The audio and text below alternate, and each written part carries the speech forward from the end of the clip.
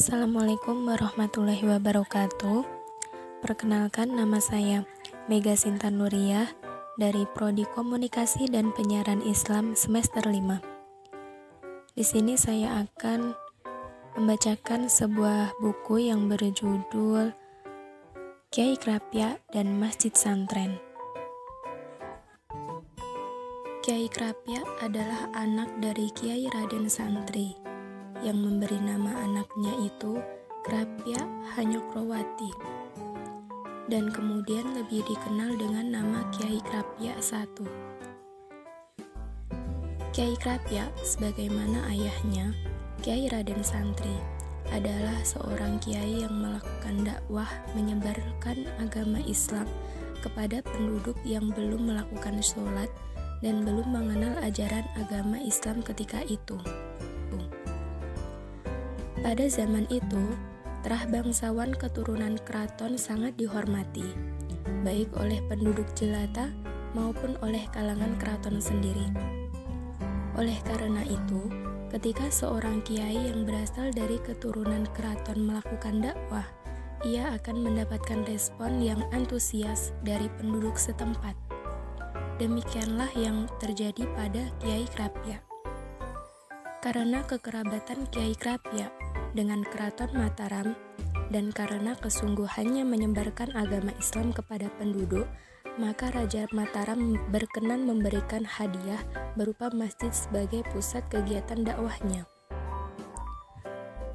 Masjid yang didirikan pada 1618 Masehi itu hingga sekarang masih ada, terletak di Dusun Santren.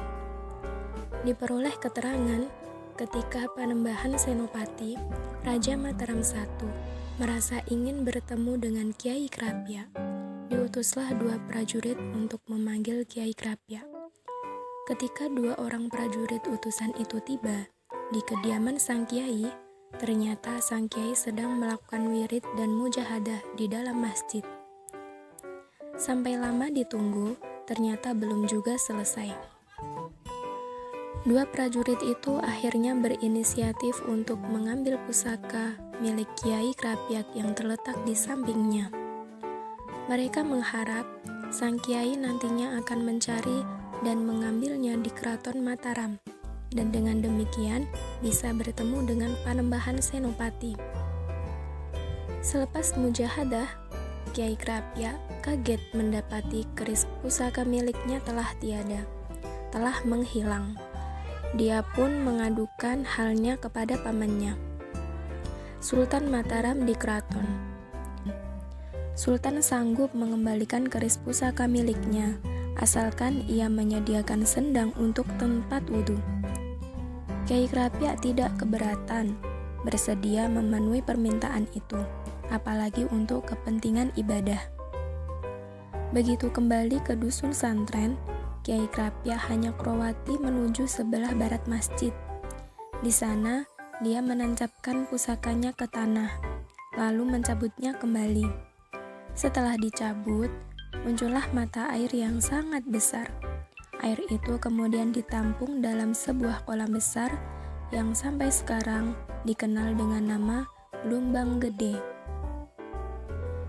Kiai Krapyak dalam oral historis masyarakat Magelang dan Yogyakarta sangat dikagumi sebagai tokoh penyebar agama Islam.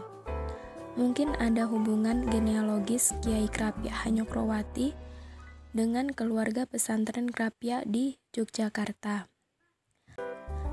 Kemampuan supranatural, baik spiritual maupun fisik, yang dimiliki Kiai Krapyak merupakan ilmu linwih yang diberikan Allah kepada hamba pilihannya dan merupakan kelebihan dari orang tersebut. Dalam hal ini, kemampuan Kiai Krapyak membuat sumur yang memancar airnya dalam waktu cepat adalah karomah dari sang kiai yang masih memiliki hubungan kekerabatan dengan Keraton Mataram itu. Nah, tulisan ini diambil dari buku karangan Bapak Samsul Munir Amin yang berjudul Karomah Para Kiai. Sekian dari saya. Jika ada salah kata mohon dimaafkan. Wassalamualaikum warahmatullahi